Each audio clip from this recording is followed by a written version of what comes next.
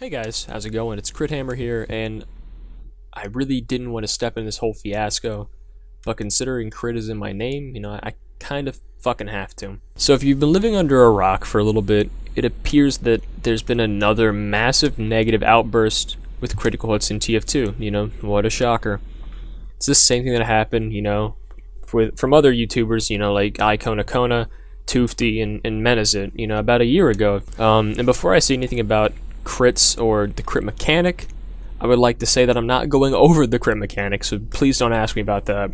There are other videos, hundreds of other videos actually, made by like hundreds of other TF2bers that could explain it more rationally, more in depth, and just more better than I could. The most plain argument that I get is that critical hits defeat the ability to have fun in game. They don't require a lot of skill, and they can ruin the entire game on certain class. I mean that's valid.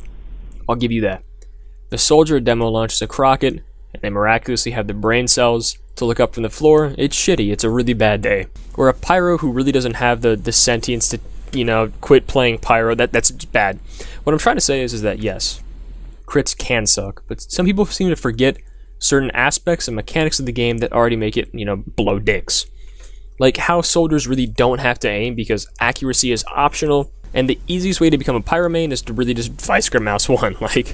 Like a better solution isn't to remove random crits, but to limit which classes get them. Like looking at you, Floor Warrior.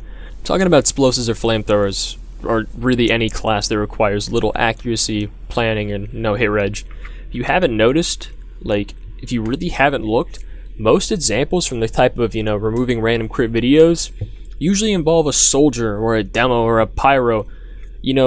It's because they use broken mechanics like projectile-based damage and splash damage. Really already broken, pen and paper broken kind of mechanics that were already implemented. But if we're talking like hit reg, then it's a little different. Can hit reg crits be infuriating? Yeah, a little. But do they make sense and feel more rewarding than Crockett's? Absolutely. The thing is that hit reg weapons require something a little different than a rocket launcher, or a flamethrower, or demo man. They require skill and ability, and accuracy, and time. Well, they require a lot of things that, the other aforementioned don't. But they use an entirely different damage system.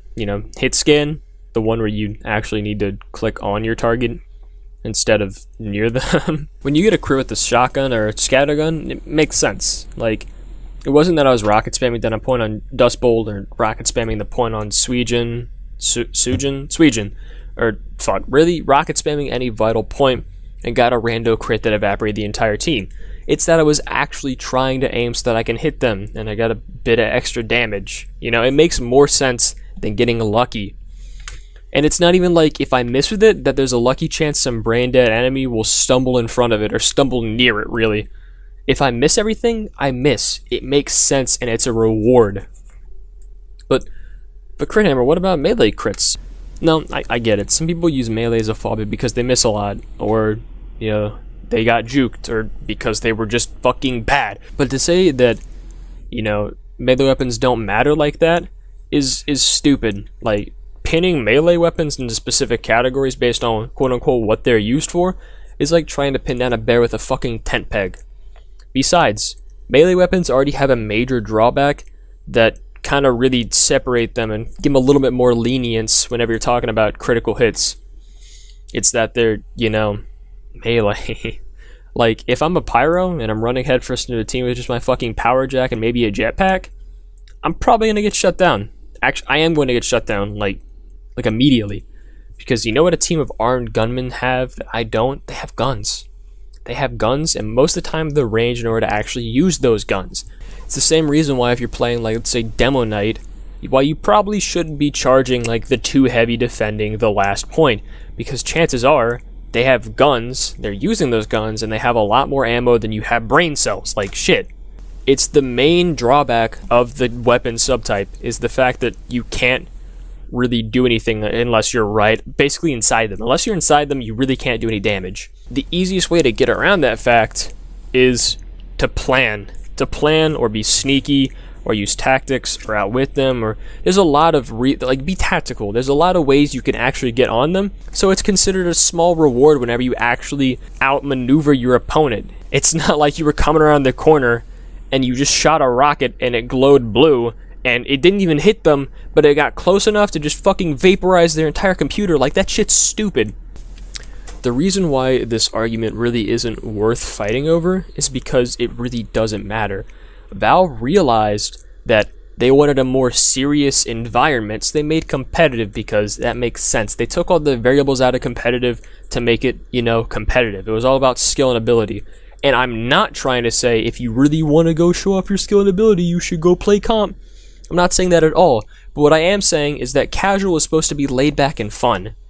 Random crits and all the fun variables are in casual because casual doesn't matter. If I die, regardless of how I die, I know I'm going to respawn like 10-15 seconds later. It's not like I'm playing Call of Duty Search and Destroy where, like, I die once, I fucking die in game, or I'll die in real life, man, What I'm trying to say is that you are in charge of your own game experience. No matter how, no matter how you play it, no matter how good you are, no matter how many times you die or whatever, you are in charge of determining how much fun you have with it. It doesn't matter if I'm on that good 15 kill streak, and then a soldier who just installed 2 hours, who just, like, literally 2 hours ago, kills me with a random crit. I had a fucking blast getting those 15 kills, and I'm sure he had a blast with that random crit. You want to know why? Because it's casual. It's about fun. And I'm not trying to pull the argument like, oh, random crits are fun, they add a layer of wackiness. No, fuck all that. If you're honestly getting butt flustered about a game mechanic, like seriously to the core making a video butt flustered, you really need to take a step back and analyze whether that's worth your time and effort being put into it. And I'll tell you right now, I spent maybe an hour on this, and it's really not worth it.